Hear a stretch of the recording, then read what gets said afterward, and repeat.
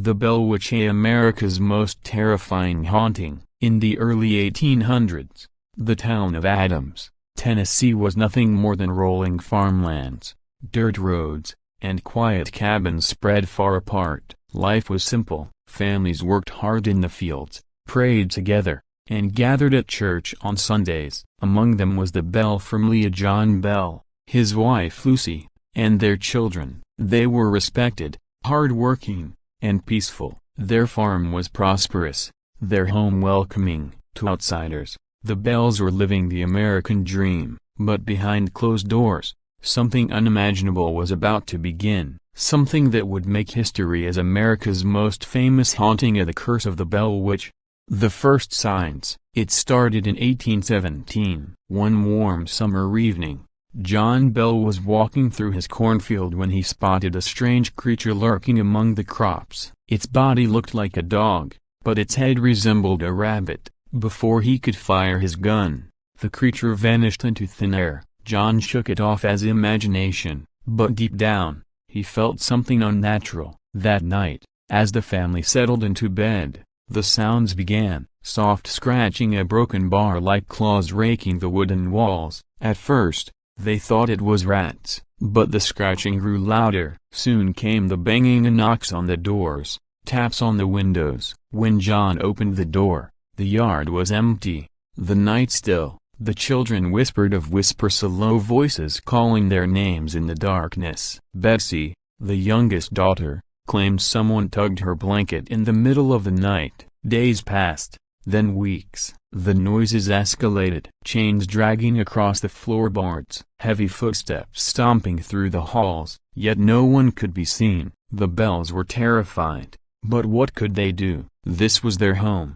The witch reveals herself. By autumn, the spirit became violent. Betsy Bell screamed one night when invisible hands slapped her across the face, leaving red prints. Her hair was yanked so hard she fell to the floor. John Bell himself felt claws grip his throat while he prayed at the table. Neighbors began hearing the disturbances too. Friends would visit and witness chairs moving on their own, doors slamming, and ghostly laughter echoing in the halls. And then it spoke, at first only faint whispers, but soon, clear words. The voice was raspy, mocking, cruel. It called itself a witch and declared its hatred for John Bell. Greater than old Jack Bell, a broken bar, I will kill you, I swear it. The witch cursed during prayers, laughed at Bible readings, and sang blasphemous songs late into the night.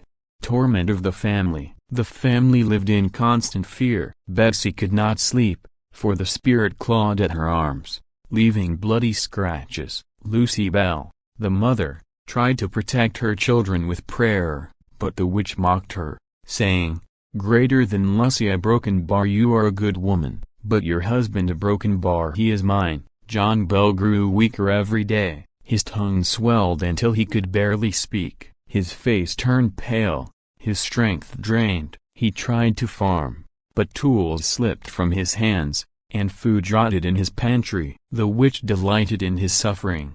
The town reacts. Word spread beyond the farm. Soon, people traveled from miles around to witness the strange happenings. Ministers, farmers, skeptics, and scholars all left shaken by what they saw. One man challenged the witch, declaring it a hoax. That night, his horse's mane was tangled in knots, his saddle ripped to shreds, and his bed overturned while he slept. He fled, vowing never to doubt again. Even General Andrew Jackson, later the President of the United States, visited the Bell home in 1819. With him came a group of soldiers, curious to face the witch. As their wagon neared the farm, the wheels suddenly froze. The horses refused to move. The men pushed and cursed, but nothing worked. Then a shrill voice rang out, "Greater than all right, General, a broken bar, you may pass now, but some of your men will wish they had never come."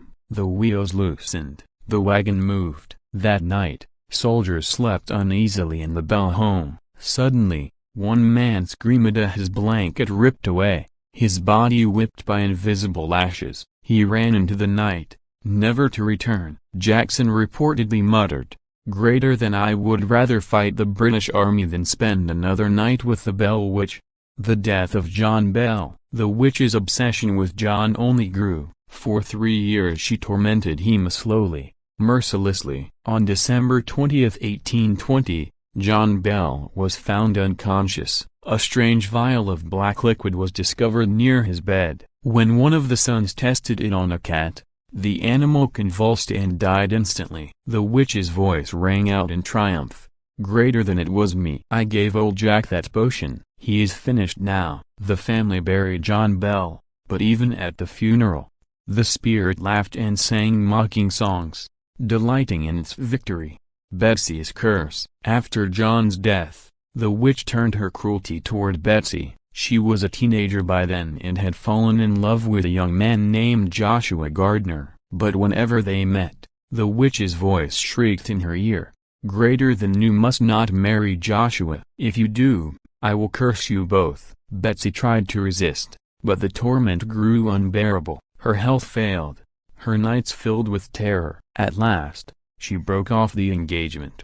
Her spirit shattered the witch's promise. In 1821, the spirit declared it was leaving but promised to return in 7 years. True to its word, it came back in 1828, tormenting John Bell Jr. with strange prophecies. After a few weeks, it vanished again, but not before warning it would one day return a broken bar forever. To this day, locals claim the Bell Witch never truly left. Near the old Bell Farm lies a cave, now known as the Bell Witch Cave. Visitors whisper of cold winds, ghostly figures, and disembodied laughter. Some who enter claim hands push them in the dark, or voices hiss their names. The legend lives on, and in Tennessee, they say if you wander too close to the Bell Witch Cave at night, you might just hear her whisper,